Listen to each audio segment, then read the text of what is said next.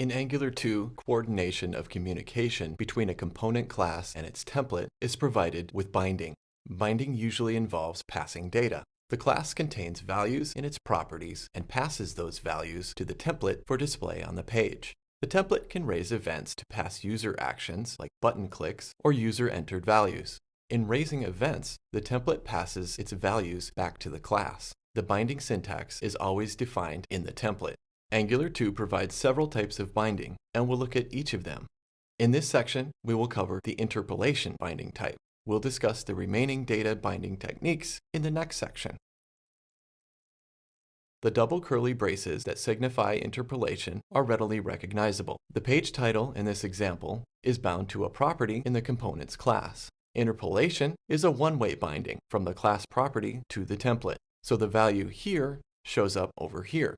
Interpolation supports much more than simple properties.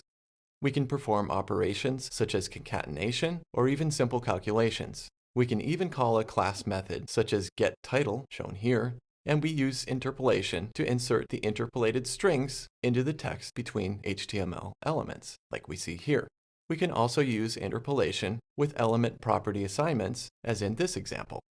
We assign the intertext property of the h1 element to a bound value. Both of these examples display the same result. The syntax between the interpolation curly braces is called a template expression. Angular 2 evaluates that expression using the component as the context. So Angular 2 looks to the component to obtain property values or to call methods.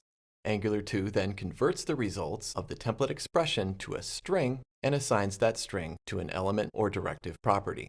Anytime we want to display read-only data, we define a property for that data in our class and use interpolation to display that data in the template.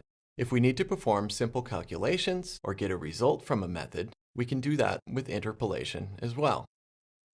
Here in the event list template code in our course project, in the heading section, we hard-coded the page title.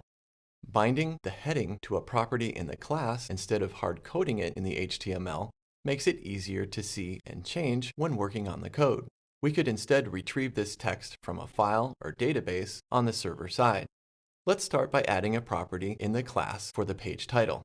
Let's open the component file. In the class, we specify the property name and we can call it page title. And because we are using TypeScript, we need to indicate the type for this property.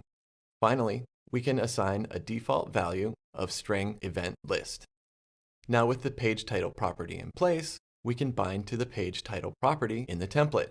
We can replace the hard-coded event list with interpolation and specify the name of the property. With this, when the template is displayed, in Angular 2 assigns the string value of the page title property to the intertext property of this div element, the event list will be displayed. Let's check the result in the browser. With the binding, the page title appears as before. So we can confirm that it works. Let's make a change to the page title.